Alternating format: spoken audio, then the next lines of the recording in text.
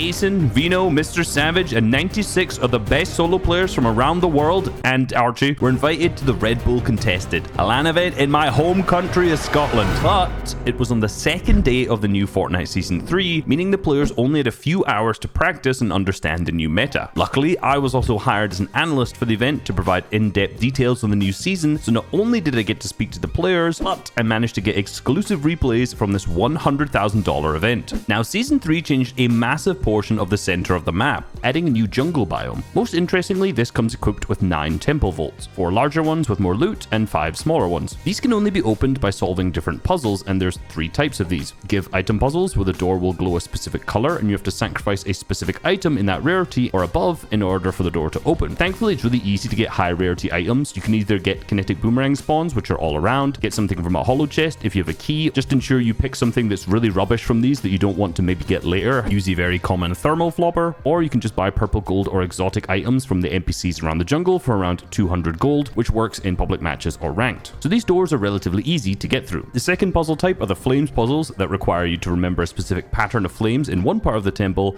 then match this in another. And finally, there's the most interesting, the statue portals. From what I can tell, these are entirely RNG. Some spots have 2, some have 4, and you need to interact with the correct one and the door will open. If you interact with the wrong one, you'll be rifted high into the sky. Usually this would be a bad thing, as you'd be vulnerable, and obviously you want to get the right door to gain access to all of this loot, but you can actually do a similar strategy to Kamian City in the FNCS Invitational with these. You can play Storm for a considerable amount of time, and then use the rifts to rotate late and fly through the sky behind and above other players, as Anas did here in game number 1 of the Red Bull Contested. This is made infinitely easier since these vaults have so much loot that there's almost a guaranteed med mists or med kits just lying around, allowing you to heal up prior to rotating. For reference, here's a map of all the vaults which have statues. The ones close to the center of the map are of course better because they're going to get you further and closer to the next circle, but of course this is very zone dependent. But this tournament wasn't just Anas playing the zone. Many of the top players were doing a similar strategy, either using mobility from Loot Island or from the vehicles to rotate late. But this is not a flawless strategy by any means. You'll often end up on the congested side of the zone with a lot of players and end up draining a ton of materials and heals if you don't path yourself correctly. In this instance, Eclipse is down to only wood and tries to use the new mythic drum gun he obtained from capturing the Loot Island to run into Marco's box, but is quickly shot down, providing Marco with a game-winning inventory of loot. Another part of this season which is incredibly powerful is some of the reality augments, exotic grab bag in particular. This will give you a random exotic item, and the one that most players were looking for was the heisted breacher shotgun. This allows you to break any structure in one shot, something that Vino and Thomas HD both used to jump through players' walls and land into opponents' boxes. A player also attempted to do this to Karmi in the mid-game, however you must be careful since some pros did opt to run drum shotguns, which are scary to fight in the box.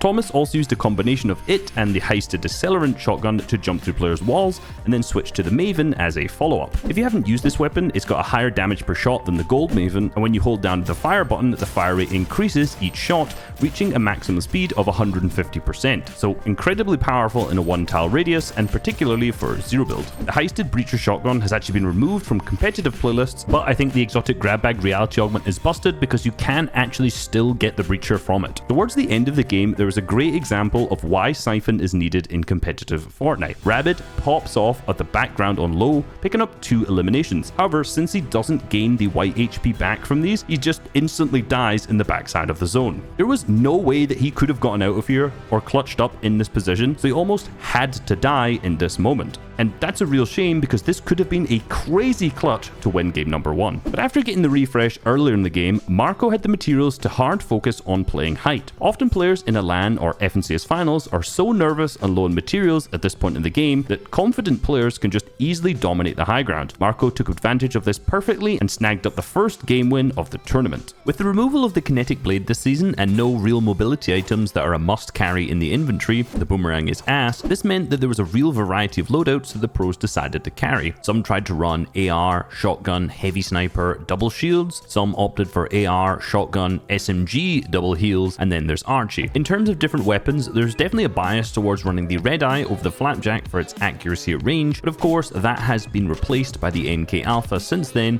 which I have an entire video covering. The shotguns are where things get interesting though. The drum gun saw a lot of viability, with many players choosing it to run straight into players' boxes and 50-50. There of course was a massive risk to this play, as Ziandi found out. Mappy's answer to this was to focus on capturing Loot Island and obtain the mythic rarity to give him the best chance to win these 50-50s. The drum shotgun did have a ton of viability overall, but the most consistent players were nearly all running the Havoc shotgun since it wasn't worth the risk of just running into someone's box. But the real key to a lot of the most consistent players' success was ensuring that they carried white heals. This meant that the top players put a hard focus on grabbing their combat cash to give them 2 slurp juices, or they carried med mists and floppers. Some also were able to grab a slurp cannon from llamas, which again are in pubs and ranked but not in competitive. Since Siphon is no longer in the game, it's incredibly important to be able to heal yourself after a fight or take storm damage in endgame and not die. Kylie, firstly, by the way, great car physics, came into the 7th zone with 2 slurp juices, 3 floppers and 2 big pots, but actually swapped the big pots for med mists prior to the endgame to ensure he could spend more time in the storm, which as you can see allowed him to take height from the backside of storm while no one was looking, leading him on to win game number 2. With 2 of the 8 games now finished, the players were starting to figure out the meta and the leaderboard was starting to establish. Marco still held the crown on the top spot, Zagu, Asia's best player, was in 2nd place, and some of EU's biggest names like Cami, Vino, Vico, Mustache were all in the top 10. Spoiler for game 3, but Vico dominated with a 10 elim win, and his strategy was very interesting. Whilst gliding, he hits the slipstream, which allows him to get a lower drop, landing perfectly at Timbercut Camp. This drop has 6 chests and 11 floor spawns, but it has instantly capped metal, tons of fast harvesting brick and wood too, and most importantly a guaranteed truck spawn with big wheels. So bad loot, but great mats and movement. In order to make this drop spot and playstyle work, the first few zones are a game of taking as little damage as possible since he doesn't have many heals. Not that you can see that because this is a local replay, but thanks to Vico for letting me steal these from his computer. Vico uses the car to position himself on the hill north of Mega City, sitting in a bush taking tags on players in the racetrack. The second his combat cache spawns in the 3rd zone, he jumps in the car and white lines it towards it. This gives him the loot he missed out on at his drop spot, and without the cache, this drop spot would be close to impossible to play from. The only exception is if you were just W keying and getting loot from other players. After fragging out a few elims in the mid game, he continues this streak into the early moving zones, and on his 6th elim he grabs some floppers from Eomzo's body, which similar to the previous game's winner Kylie allows him to make zone plays. After weakening the player on low ground, he jumps down to chase them into Storm, however he is surprised by a Nas on the backside. The Storm is doing 10 damage a second and his HP is slowly ticking down, but he pre-fires a Nas who's running through his wall and uses this HP advantage to time him out to the Storm. He doesn't get Siphon because unfortunately it's no longer in the game, but the floppers he picked up allow him to pop a slurp juice, get back into the Storm whilst getting credited with the elim on Canada, and beautifully plays the material advantage and right hand peaks to wipe out Cammy and win game number 3. He's hyped, he's pumped up, he deserves the win, let's go! That win catapults Vico up to the top of the leaderboard, with the top 3 overall setting themselves far above the rest of the lobby. When we look at the individual match results, Queasy had 5 eliminations that game, something that's uncharacteristic for him in solos because he's usually a slow, methodical and consistent player and doesn't W key the whole lobby, but in this game he had other ideas. So I wasn't having fun in the first 2 games, and I just decided I'm gonna go island every single game now and get the drum, mythic drum, and hopefully get in some boxes. Now, one of the things you've probably noticed in this video already is that a lot of these clips from the tournament look insanely laggy, and that's because it was. Unfortunately, there's nothing that Red Bull could do about this. You see, the only way to host a tournament is to use custom codes in public matches. And here's a list of things that create bad server performance that are not in tournaments but are in public matches. Fire, bugs, bikes, vehicles, players spectating you when they die, NPCs, hogs, raptors, wolves, and basically anything animated. To top it off, tournaments usually host on better Amazon servers, and custom games don't have access to these. You used to be able to host a tournament in Arena which had a matching loot pool to competitive, but now Ranked has the same loot pool as pubs, and you can't even do customs in this regardless, meaning all third-party tournaments have to be hosted on the public games loot pool, creating horrific server performance for all of these tournaments. Now, what this had to do do with Queasy is that him and a lot of the other players realized that if you break through a player's wall and jump straight into their box, it's so laggy that the player inside was basically just standing still. So if you say had the mythic drum gun, you could instantly kill them before they even move on your screen. From what I could tell, the laggiest parts of the game were zones 6 through to 10, and after that it felt relatively normal. This isn't necessarily a point I really want to bring up, but it was pertinent to this tournament. Thankfully, most of the players understood that this was not Red Bull's problem and there was nothing that they could have done about it. With Queasy's drum gun strat in mind, he managed to pick up 6 Elans and a 3rd place finish. However, this was also a massive game for Vico, placing 4th with 4, but the match was won by Vortexers. Now, after game number 4 on the overall leaderboards, Vico had taken a massive lead over Marco and Cammy down in 2nd, with Vortexers moving up into 4th. However, everything was still to play for in the next 4 games, as elimination points were about to be doubled. If someone with 0 points got a 10 elimination win, this would be 140 points, which would currently put them up into 4th. Similarly, if one of the players on top of the leaderboard goes down early in the game, anyone in the top 10 can easily overtake them. With Queasy going down early in this game, this opened the doors wide open for someone to take Loot Island. That someone was Mappy. However, he wasn't alone here, as Reason also went to claim the flag. With both players boxed up in metal on the capture point, this created a stalemate where no player was capturing the objective. But this is where Reason made a massive mistake: taunting Mappy. What he didn't know is that Mappy was delaying one of his reality augments, Wild Wasp weaponry, which meant that when activated, this gave him 2 Wild Wasp jars,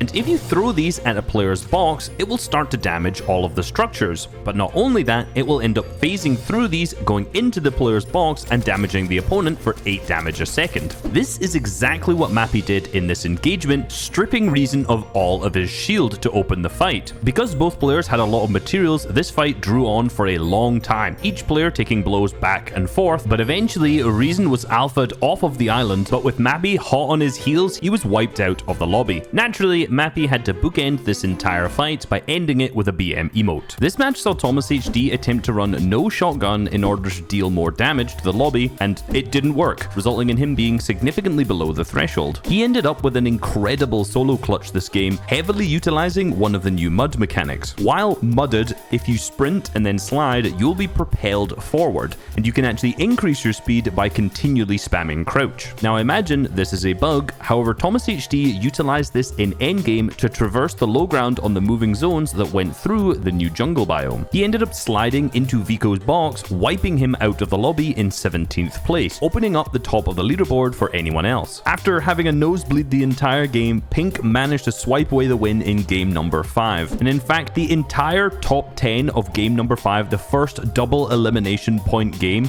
was filled with players who were not in the top 10 on the overall leaderboards. Vico had done enough to stay ahead of the pack, however if he slipped up now, anyone in the 2nd down through 10th with 1 game win could tie his lead. Since Elam points were worth double, many of the top and bottom players on the leaderboard started to become much more aggressive, ironically lowering the player count, making the game less laggy. Later on into the match, once Loot Island had spawned, Vino was boxed directly above one of the rifts below the island. The second that the 6th zone popped, he jumped into the rift and dived straight down to land on top of the island. Rather than going for the flag loot, which had already been captured, he ended up going for the vault. In here you can get around 100 more metal and a lot of your heals replenished from the additional loot, because most people don't end up using 2 of their keys to open this door, resulting in this loot often being left behind. Because of this, you can either get medkits here or you can get an old med mist from the leftover flag capture loot, stay in zone since it's only a 2-tick, heal up, and then use one of the launch pads to get yourself into the dead side of the first partial zone, which is this 6th zone. I assume this is the plan that Vino wanted to carry out, however unfortunately iDrop was there to fight him for the vault loot, and this was a max distance 6th zone, meaning he couldn't land in the dead side and has to land in the congested side. Unfortunately, he had some tough rotates due to this, and after getting a refresh in the moving zones, a player ran into his box and wiped him out. That unfortunately wasn't the end of the crowd favorites going down, as Archie got W-keyed by Vico and was wiped out of the lobby, and he himself went down not long after that. This opened the door massively for Bevies, who was in 4th place, to mantle up onto high ground, 1 pump Marine, and after holding height against the rest of the lobby, he gets chopped down into Frey's box and yet again hits a 2nd max pump shot to win game number 6. Now with 2 games remaining, this puts Bevies in contention for the 1st place slot. Now you may notice there's no NA players in the top 10 despite there being 12 playing. Like, I don't know what the NA guys are doing right now. now. We gotta focus the fuck up right now. It's looking bad. They did not focus the fuck up. With Bevies hot on his tail, you could tell by his playstyle that Vico was starting to get nervous. All of his most successful games involved him grabbing the combat cache and playing unbelievably confidently and aggressively, fragging out high elim games. But this game was different. That sense of confidence felt lost. He wasn't able to get his combat cache, meaning his loadout was good, but was missing slurp juices. After Cybertron cannoning a bunch of players in the center of zone, they started to fight back, focusing him with their own Cybertron cannons, and eventually having the entire lobby start to focus him. He did manage to survive, and thanks to the floppers he was carrying in his inventory, he was able to go up to Loot Island, grab some of the old heals from here, and stay alive for significantly longer into the zone. However, once he managed to make his way into that next storm circle, he had run completely out of materials and heals and had to jump into a player's box. He managed to win this fight, however, because of the lack of siphon, he was left with 18 HP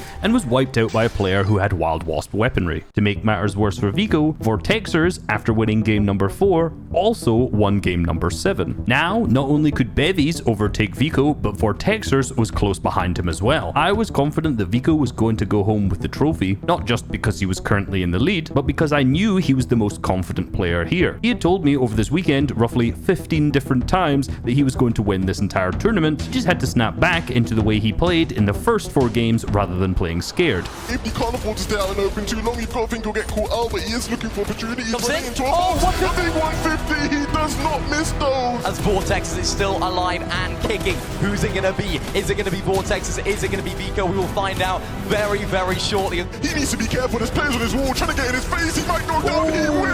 But it means so much for the Austrian. All he has to do is close things out. His biggest competitors are down. He's done so well all throughout today to beat them, to best them, and it looks like he's going to do it here again in game number 8. Breaking into a box, hitting another shot. How many times has Vico done that today? It's not O'Reilly that falls. He can continue to do it. There's 2 more players remaining. The spray comes from above. No builds remaining. And so he's going to have to pick up the play in the zone. He sees it.